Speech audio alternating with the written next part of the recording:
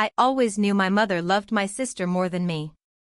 But I never thought she'd actually try to steal my inheritance to give it to her. The realization hit me like a freight train on what should have been the happiest day of my life. There I was, 38 years old, finally buying my first house after years of saving every penny, when my real estate agent called with news that made my blood run cold. "Sarah, I'm so sorry, but there's been a problem with the down payment. Your mother called and said there was an error with the transfer. She's requesting we hold off on the closing." My hands started shaking as I held the phone.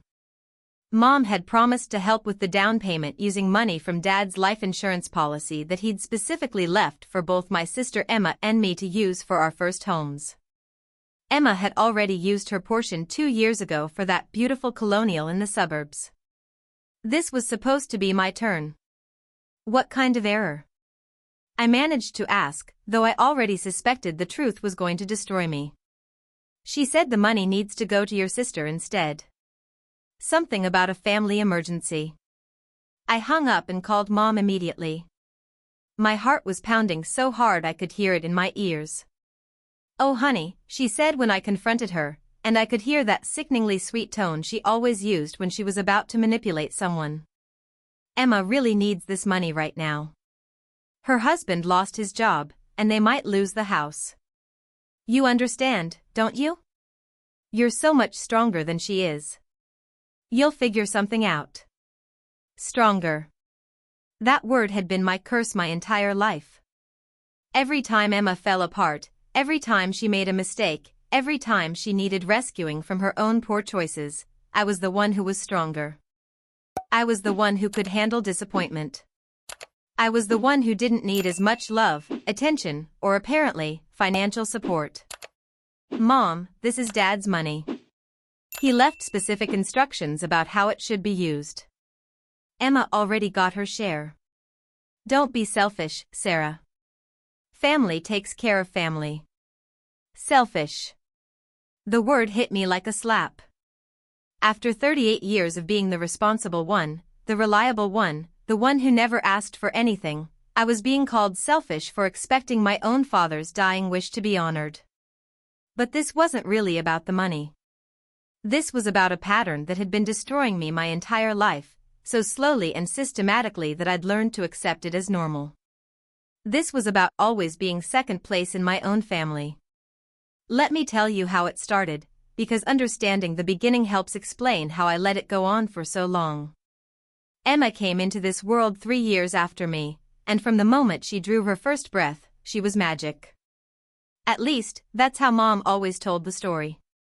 "She was such a beautiful baby," Mom would say, gazing at Emma with this soft expression I rarely saw directed at me. "So delicate, so perfect. You were such a good big sister, Sarah. So helpful with the baby." Even as a 3-year-old, I was already being positioned as the helper, the responsible one, the one whose needs came second to Emma's. And Emma. Emma learned early that being fragile, being beautiful, being helpless got her everything she wanted. When we were kids, I was the one who had to share my toys when Emma broke hers. I was the one who had to give up my plans when Emma had a crisis. When Emma didn't make the cheerleading squad in high school, Mom spent weeks consoling her, taking her shopping, planning special mother-daughter days to boost her self-esteem. When I didn't get into my first choice college, Mom's response was, "Well, you'll do fine anywhere. You're so adaptable." Adaptable. Strong. Responsible. These became my identity, my prison. In college, while I worked 2 jobs to pay for school because it builds character, Emma's tuition was fully paid because she just can't handle the stress of working and studying. When Emma dropped out junior year to follow some guy to California, Mom sent her money every month until she came home. When I graduated summa cum laude, the family dinner conversation centered around Emma's latest crisis with her boyfriend. I started to understand that in my family, success was punished with neglect, while failure was rewarded with attention and resources. The better I did, the less I mattered. The more Emma struggled, the more she was cherished. But I kept hoping things would change. I kept believing that if I just proved myself enough, achieved enough, became successful enough, I would finally earn the kind of love and attention that Emma received just for existing. After college, I threw myself into my career. I worked 60-hour weeks, climbed the corporate ladder, bought my own car, rented my own apartment, built a life I was proud of. Meanwhile, Emma bounced from job to job, relationship to relationship, crisis to crisis. And every single time, Mom was there to catch her. When Emma got pregnant at 25 with a guy who disappeared the moment he found out, Mom flew across 3 states to take care of her. When I had pneumonia that same year and couldn't get out of bed for a week, Mom said she couldn't visit because she was needed with Emma.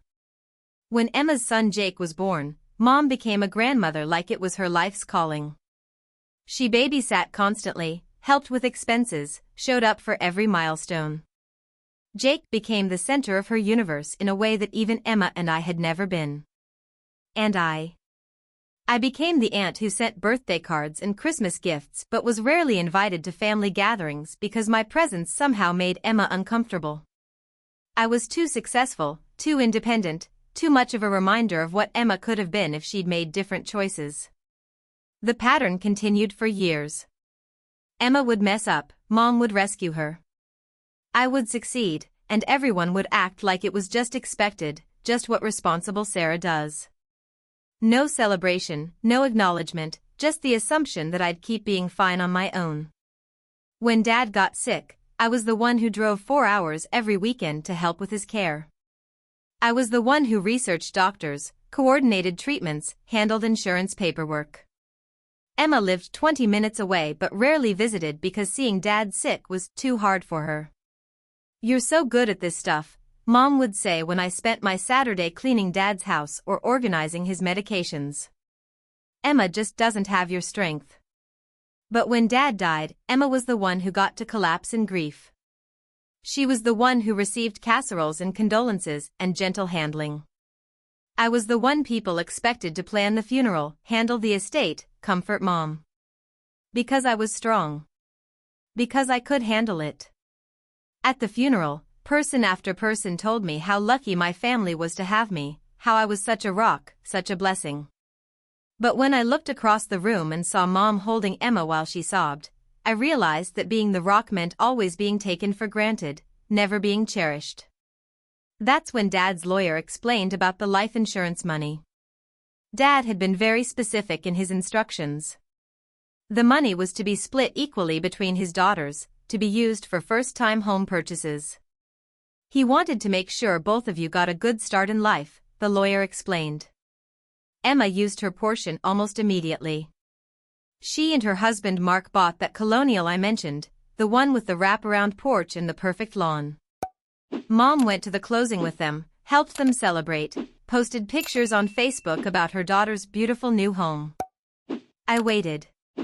I wanted to make sure I found the right place, wanted to be smart about the investment. I spent 2 years looking, saving additional money for renovations, planning for the future.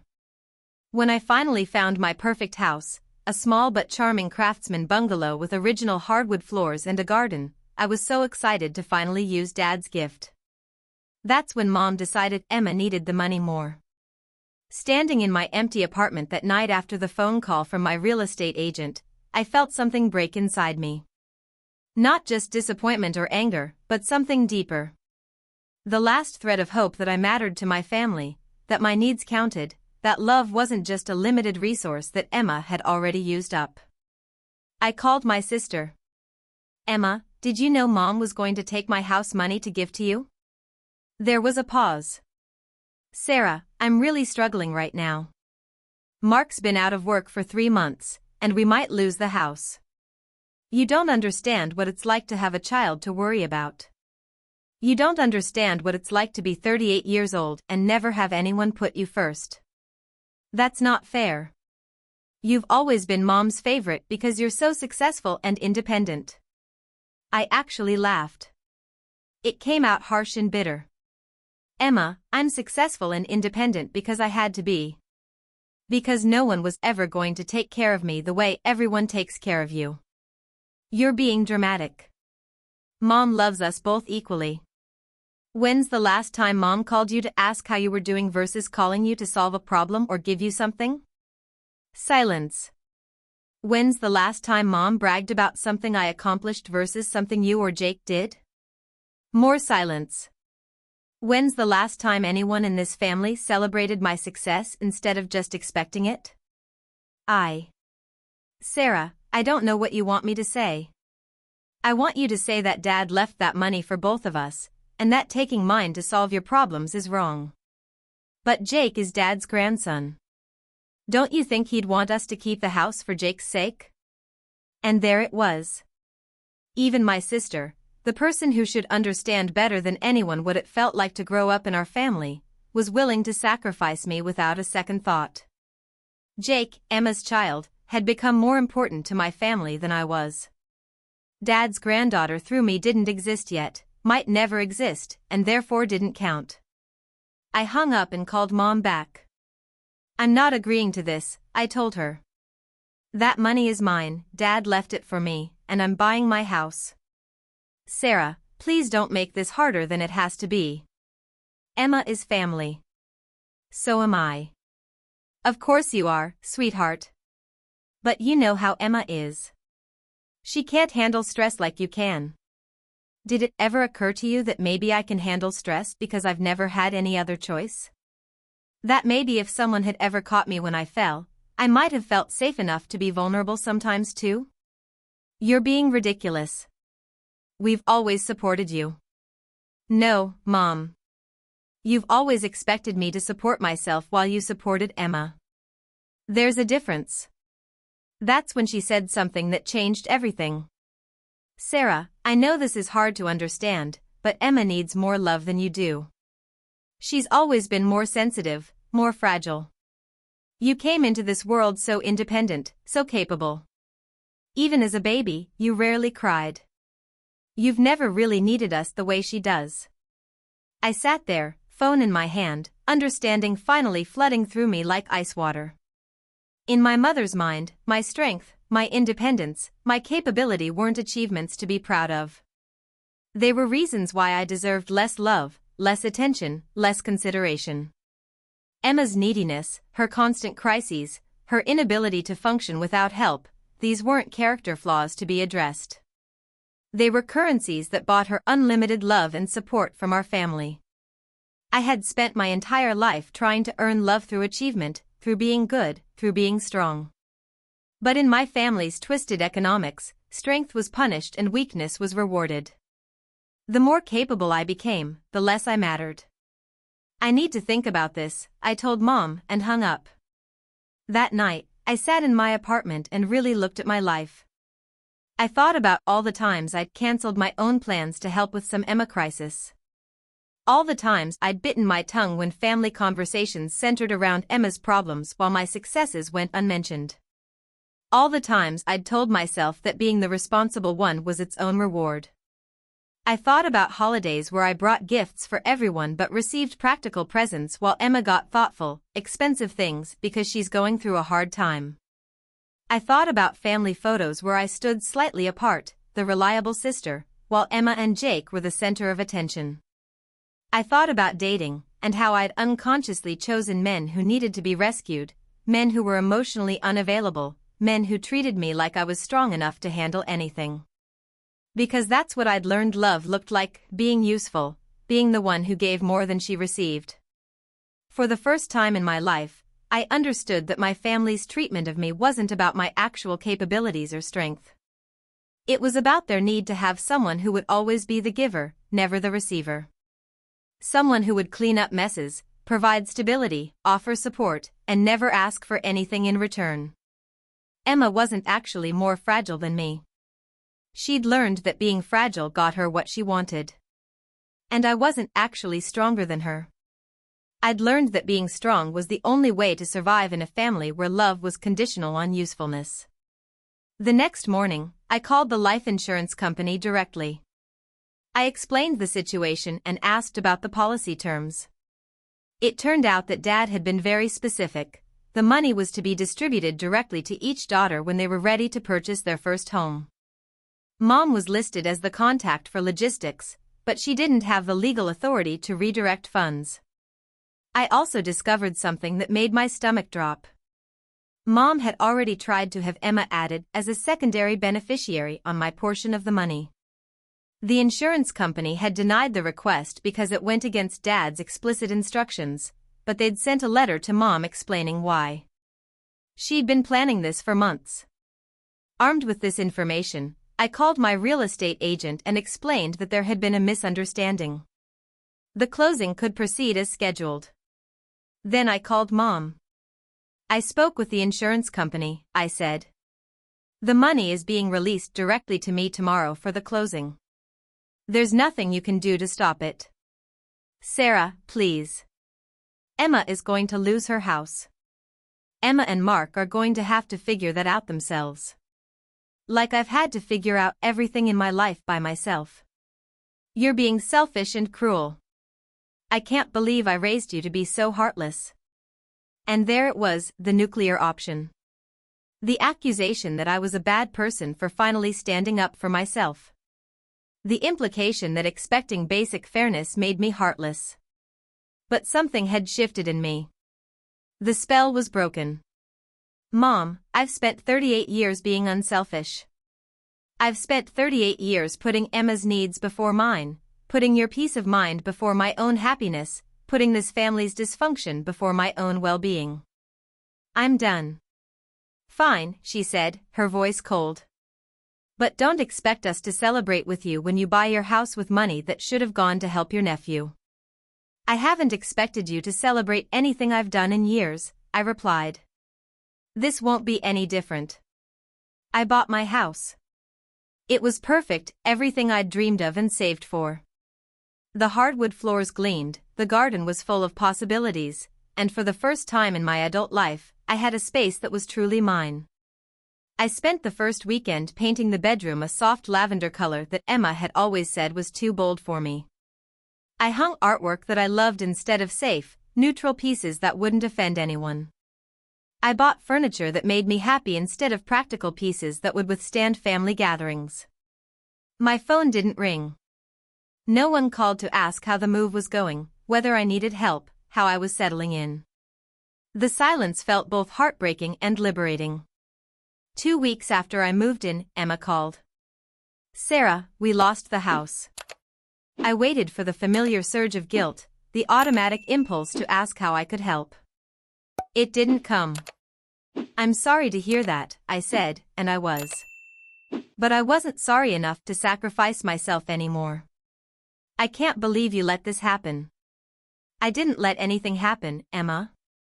You and Mark took on a mortgage you couldn't afford, and when he lost his job, you couldn't make the payments. That's not my fault or my responsibility. We're family. Yes, we are. And family should support each other. But for 38 years, I've been the only one doing the supporting. That's not true. When's the last time you asked about my life without wanting something? When's the last time you offered to help me with anything? When's the last time you put my needs before yours? She couldn't answer because we both knew the truth. In our family, I was the designated giver, and she was the designated receiver. That was our dysfunction masquerading as love. I need a place to stay with Jake while we figure things out, she said finally. There are apartments for rent all over town. I'm sure you'll find something. I can't afford first month, last month, and security deposit. Then maybe you should call Mom. She's already helping with what she can. Of course she was. Mom would always find money, time, and energy for Emma. But asking me to solve the problem was easier than Mom actually sacrificing anything herself. I have to go, I told Emma. I'm planting a garden. That summer, I planted the most beautiful garden I'd ever seen. Tomatoes and herbs, flowers in every color, a small apple tree that would give fruit in a few years. I spent evenings on my front porch, reading books I'd never had time for, calling friends I'd neglected during years of family crisis management. I started dating again, but this time I was attracted to different men. Men who had their lives together, who weren't projects to be fixed, who could offer as much as they asked for. I went to therapy and started understanding how growing up as the responsible child in a dysfunctional family had shaped every relationship I'd ever had. My therapist helped me see that my family's treatment of me wasn't about love at all. It was about control and convenience. They needed someone to play the role of the stable one, the helper, the one who would always be available to clean up messes. And I'd been playing that role so long, I'd forgotten it was just a role, not my actual identity. The holidays came, and for the first time in my adult life, I didn't automatically assume I'd spend them with my family. When Mom called to ask about Thanksgiving plans, I told her I was going to visit a college friend in Seattle. "But we always spend Thanksgiving together," she said. "No, you, Emma, and Jake always spend Thanksgiving together. I always show up to cook the meal and clean up afterward while you all catch up." "That's not true." "Mom, last year I spent 2 days preparing Thanksgiving dinner, and the entire meal conversation was about Jake's soccer season and Emma's new job. I don't think anyone asked me a single question about my life. You never seemed like you wanted to talk about yourself. I never seemed like I wanted to talk because every time I tried, the conversation got redirected to Emma's problems or Jake's activities. I learned to be quiet because being heard wasn't an option." "I think you're remembering things wrong." But I wasn't. I'd been taking notes, actually writing down interactions, as part of my therapy homework. The patterns were undeniable when laid out in black and white. I spent Thanksgiving in Seattle, eating dinner with people who asked about my work, my house, my garden, my life. People who listened to my answers and asked follow-up questions. People who treated me like a whole person instead of just a problem solver. It was the best Thanksgiving I'd had in 20 years. When I got back, there were 17 missed calls from Mom and Emma. Apparently, Emma had volunteered to cook Thanksgiving dinner, burned the turkey, and had a complete meltdown. Mom had to order Chinese food, and Jake spent the day asking where Aunt Sarah was. The messages started apologetic but quickly turned accusatory. I was selfish for abandoning the family during the holidays. I was cruel for leaving them to handle everything alone. I was being punitive and childish. But mixed in with the anger, I heard something I'd never heard before: they actually needed me. Not my money, not my problem-solving abilities, but me. They'd taken my presence, my contributions, my reliability so for granted that they hadn't even realized how much they depended on me until I wasn't there. That's when I understood the real power dynamic in my family. I wasn't the least important member, I was actually the most important member. Everything revolved around my willingness to hold things together, clean up messes, provide stability. Emma was the star, but I was the foundation. Without me, the whole structure collapsed. For the first time in my life, I had leverage. I didn't return the calls immediately. I waited a week, then called Mom back. "I got your messages," I said simply.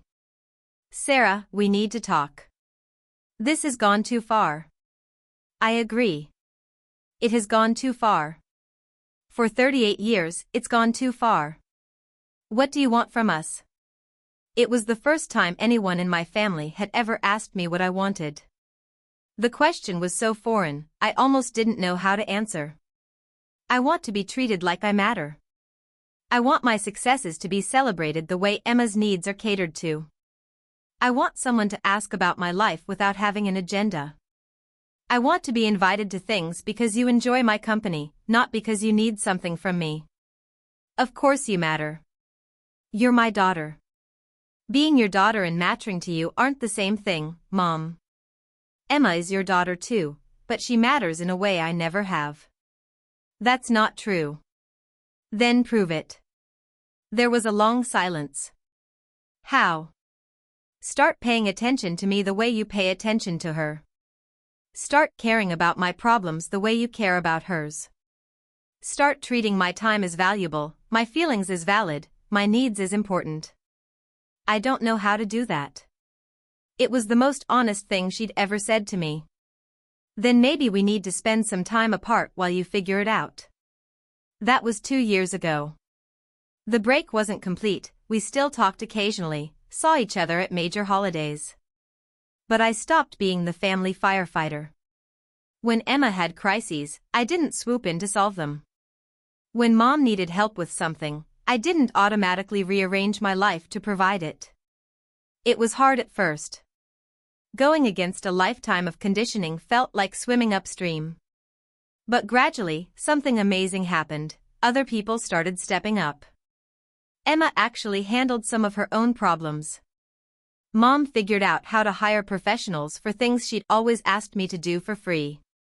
Extended family members who'd relied on me to organize everything started taking initiative. The family didn't fall apart without me constantly propping it up. It just had to work a little harder, function a little more fairly. And I flourished. Without the constant drain of everyone else's emergencies, I had energy for my own life. I got promoted at work. I started dating a wonderful man who appreciated my strength but also wanted to take care of me sometimes. I made new friends who valued my company, not just my helpfulness. Most importantly, I learned that being strong didn't mean accepting less love. It meant demanding the love I deserved. Last month, something unprecedented happened. Mom called just to check on me. Not because she needed something, not because there was a crisis, but because she'd been thinking about me and wanted to know how I was doing. We talked for an hour about my work, my relationship, my garden, my life. When I mentioned that I was thinking about taking a pottery class, she didn't change the subject or make it about someone else. She asked questions, seemed genuinely interested, even offered to take the class with me. It was such a small thing, but it felt like a miracle. "Sarah," she said before we hung up, "I've been thinking a lot about what you said about feeling like you didn't matter. I want you to know that I'm sorry. I think I got so caught up in trying to help Emma that I forgot you needed things too." I did need things, Mom. I still do. What do you need now? Another question I'd never been asked. I need to know that you're proud of me. I need to know that my happiness matters to you as much as Emma's does. I need to know that I'm more than just the family problem solver. I am proud of you. I've always been proud of you. Maybe I didn't say it enough because you always seemed so confident, so sure of yourself. I seemed confident because I couldn't afford to seem vulnerable. I learned early that being vulnerable got you ignored in our family. I wish I'd known that then. You can know it now. It's not perfect. Emma and I are still working on rebuilding our relationship. She's had to learn that I'm not always going to be available to rescue her, and I've had to learn that it's okay to help sometimes without being taken advantage of. She apologized last month for the house money situation. Not because Mom made her, but because she'd started therapy too and was beginning to understand how our family dynamics had damaged both of us. Her in ways that made her dependent and fragile, me in ways that made me isolated and over-responsible. "I think I was jealous of you for a long time," she admitted during one of our conversations. "You always seemed so together, so successful. I didn't realize how lonely you must have been." "I was jealous of you too," I told her. "You always seemed so loved." "I think we were both right," she said. "And I think we were both wrong. The truth is, favoritism doesn't just hurt the unfavored child. It hurts everyone in the family." Emma never learned to be truly independent because she never had to be. I never learned to be truly vulnerable because I never got to be. Mom never learned to love us as individuals because she was too busy managing the roles she'd assigned us. Breaking those patterns has been the hardest and most rewarding thing I've ever done. It meant risking the only family relationships I had, but it also meant finally having a chance at real family relationships. My house is full of life now. Friends come over for dinner. My boyfriend and I are talking about getting married, maybe having kids. I host book club meetings in my living room and dinner parties in my garden.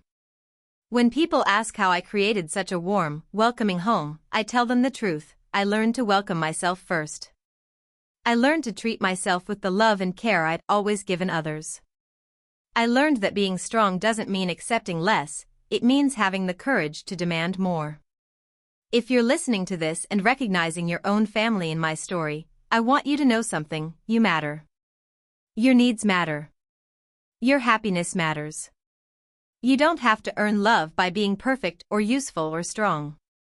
You deserve love simply because you exist. It's never too late to change the patterns, to speak up for yourself, to demand better. It might mean losing relationships that were never really serving you anyway. But it also might mean finding the love you've always deserved. The garden I planted in my first year here is thriving now. The apple tree gave its first fruit this fall, small, sweet apples that taste like possibility. Like new beginnings. Like the sweetness that comes after you've finally learned to nourish yourself. That's what breaking free from family favoritism feels like. It tastes like the sweetness of finally coming home to yourself. What's your story? Have you experienced favoritism in your own family? I'd love to hear about it in the comments below. And if this story resonated with you, consider subscribing for more real-life stories that matter. Sometimes the strongest thing you can do is finally admit you need love too.